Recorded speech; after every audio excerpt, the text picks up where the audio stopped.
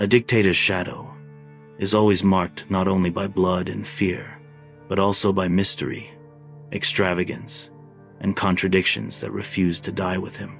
Saddam Hussein, one of the most infamous figures of the late 20th and early 21st centuries, embodied this paradox to its fullest. Ruthless on the battlefield, unrelenting in political repression, yet strangely obsessed with image, survival, and the legends he carefully wove around himself.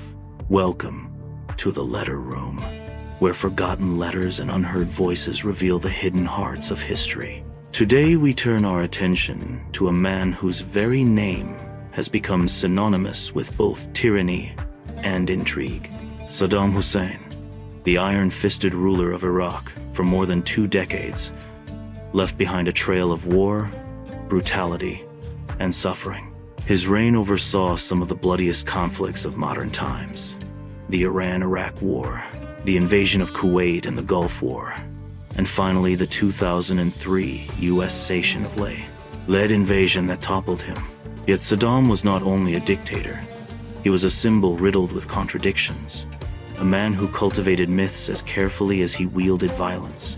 Stories about Saddam often blurred the line between fact and fiction. One of the most enduring myths was that of his body doubles. Whispers circulated for years that he maintained not one, but several doubles, men trained to mimic his appearance, his walk, even his voice. According to accounts, even his closest bodyguards sometimes could not tell whether the man before them was the true Saddam or an imposter. For a leader who lived with the constant fear of assassination, these doubles became both a shield and a symbol of the paranoia that defined his rule. Fear of assassination was not paranoia without cause. Saddam survived countless assassination attempts, coup plots, and foreign-backed conspiracies. His security apparatus was legendary in its ruthlessness. Yet he himself was rarely seen without the weight of caution pressing on his every move. His palaces were designed not just for luxury but for escape trapdoors, secret tunnels, and layers of protection against the unseen assassin he always expected. Yet while he wrapped himself in layers of protection and indulged in lavish surroundings, his people lived in conditions of deprivation. The contrast between his world and theirs was stark. Saddam reportedly lived a life of opulence, gold-plated bathrooms, endless feasts, and palaces adorned with marble and chandeliers, even as ordinary Iraqis faced sanctions, shortages, and poverty. This image of a ruler feasting in splendor while his nation starved became one of the defining symbols of his regime. But Saddam was not only a ruler of steel and blood, he also fancied himself a writer and a man of culture. Obsessed with his legacy, he authored several novels and works of fiction, often blending his own political philosophy with romantic and heroic allegories. These books were published under his name and distributed widely in Iraq, sometimes even forced upon students. It was as if Saddam wanted to be remembered not only as a warrior and ruler, but also as a thinker, a poet, a creator. For many, this duality, a dictator who spilled rivers of blood but also spent hours writing novels, summed up the surreal contradictions of his life. By 2003, however, those contradictions were closing in on him. The United States had invaded Iraq, and Saddam's once iron grip was unraveling.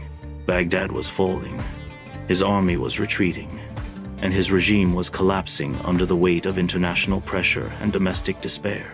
In the chaos of bombs and betrayal, Saddam sought to cast himself not as a fallen tyrant, but as a defiant leader standing against occupation. It was in this atmosphere, when the walls of his empire were crumbling, that he wrote the letter we are about to read.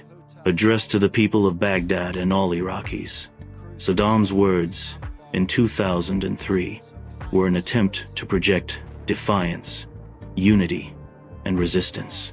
He invoked history, religion, and nationalism to inspire his people, even as his own power slipped through his hands. He denied personal wealth, claimed simplicity, and urged Iraqis to fight the occupiers at all costs. It is a letter steeped in denial, propaganda, and yet also in the desperation of a ruler watching his world collapse. So let us open this letter together, not only as a political document, but as a window into the mind of a dictator who sought to cling to power with words even as bombs fell on his city.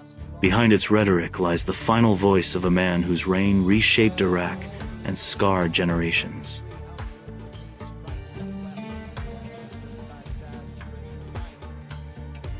In the name of God, the compassionate, the merciful, they had made a covenant with God that they would not turn back in flight, and a covenant with God must be answered for. Quranic verse. From Saddam Hussein to the great Iraqi people, the sons of the Arab and Islamic nation, and honorable people everywhere, peace be upon you, and the mercy and blessings of God. Just as Hulagu entered Baghdad, the criminal Bush entered it with Al-Qami, or rather more than one Al-Qami, asterisk. They did not conquer you, you who reject the occupation and humiliation, you who have Arabism and Islam in your hearts and minds, except through betrayal. Indeed, it is not a victory while there is still resistance in your souls. What we used to say has now become reality, for we do not live in peace and security while the deformed Zionist entity is on our Arab land. Therefore, there is no rift in the unity of the Arab struggle. Saddam has no property in his own name, and I defy anyone to prove that there were palaces except in the name of the Iraqi state. I left them a long time ago to live in a small house. Forget everything and resist the occupation, because error begins when there are priorities other than the occupier and his expulsion. Remember that they are aiming to bring in those who will fight one another so that your Iraq will remain weak and they can plunder it as they have been doing. Your party, the Arab Ba'ath Socialist Party, is proud that it did not extend its hand to the Zionist enemy and did not give in to the cowardly American or British aggressors. Whoever stands against Iraq and plots against it will not prosper in peace at the hands of America. Greetings to everyone who resists, to every honorable Iraqi citizen, and to every woman, child, and sheikh in our great Iraq. Asterisk. Note: Al-Qami refers to a historical figure associated with betrayal in Islamic history.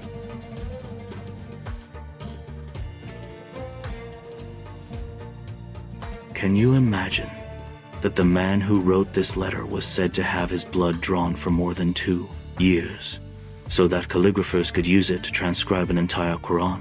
That detail alone reveals the depth of his paranoia, the desire to immortalize himself in ways that blurred the line between faith and obsession.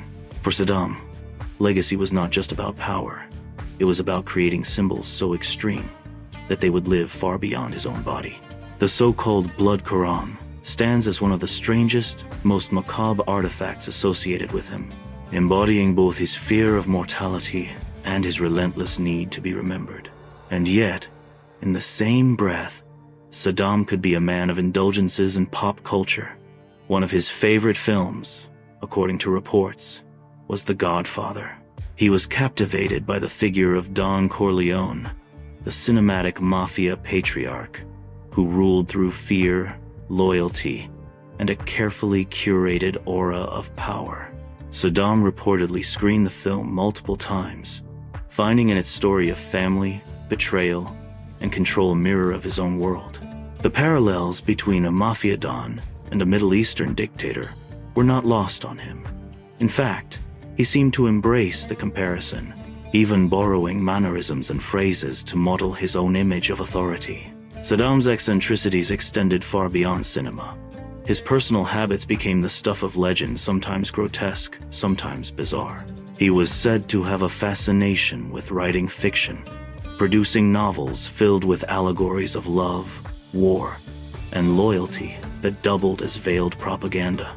He also maintained a deep obsession with his appearance and security.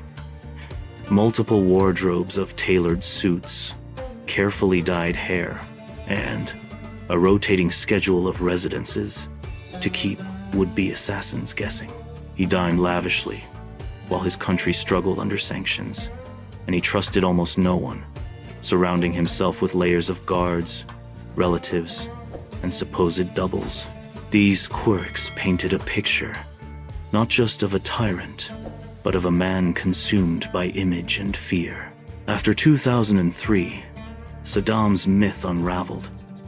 The American invasion toppled his regime, and the once untouchable dictator became a fugitive, hiding in safe houses and underground bunkers. For months, rumors swirled. Some claimed he had fled to Syria. Others said he had been killed and replaced by one of his doubles. The truth was more humbling. In December 2003, he was captured near Tikrit, pulled from a hole in the ground, disheveled and broken.